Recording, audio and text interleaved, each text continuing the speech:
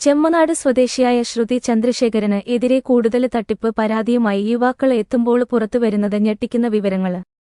Income tax officer ചമഞ്ഞാണ് പലരെയും തട്ടിപ്പിനിരയാക്കിയത്. അറസ്റ്റിലായ ശ്രുതിയെ പോലീസ് വിശദമായി ചോദ്യം ചെയ്യും. ബിജെപി നേതാക്കളുടെ അടക്കം പേരുപയോഗിച്ച് ആളുകളെ ഭീഷണിപ്പെടുത്തിയതായാണ് വിവരം.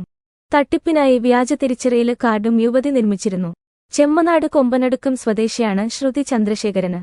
പുല്ലൂര് സ്വദേശിയായ യുവാവിനെ മംഗലാപുരത്ത് പീഡനക്കേസ് നൽകി ജയിലില് അടച്ചതോടെയാണ് തട്ടിപ്പ് പുറത്തുവന്നത്. സൗഹൃദം സ്ഥാപിച്ച് സ്വർണവും പണവും തട്ടിയെടുക്കുന്നതാണ് ശ്രുതിയുടെ രീതി. ചിലർക്ക് വിവാഹ വാഗ്ദാനം നൽകുകയും ചെയ്യും.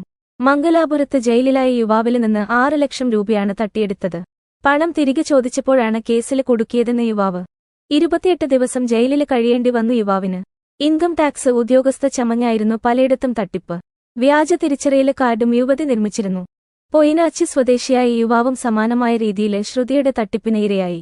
2 കുട്ടികളുടെ അമ്മയാണ് ശ്രുതി. എന്നാൽ വിവാഹം കഴിച്ചതോ കുട്ടികൾ ഉള്ളതോ വെളിപ്പെടുത്താതെയാണ് യുവാക്കളുമായി സൗഹൃദം സ്ഥാപിക്കുന്നത്. ഹണി ട്രാപ്പിലൂടെ പോലീസുകാരനെ അടക്കം കുടുക്കിയെന്നതാണ് വസ്തുത. പ്രതിയെ പിടികൂടിയത് ഉടുപ്പിയിലെ ലോഡ്ജിൽ നിന്നുമാണ്. പോലീസുകാരും ബാങ്ക് ഉദ്യോഗസ്ഥരും ഡോക്ടേഴ്സും ഉൾപ്പെടെയുള്ളവരെ മാട്രിമോണിയൽ വഴിയുള്ള തട്ടിപ്പിന് ഇരയായി.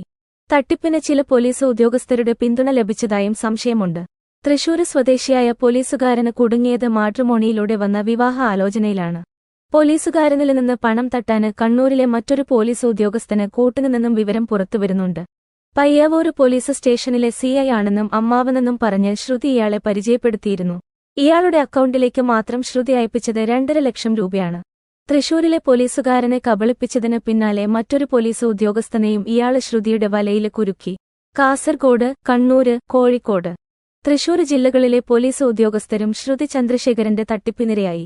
ISR ഓയിൽ അസിസ്റ്റന്റ് എഞ്ചിനീയർ ചമഞ്ഞും IAS വിദ്യാർത്ഥിനി ചമഞ്ഞുമാണ് യുവാക്കളെ ശ്രുതി വലയിലാക്കിയത്.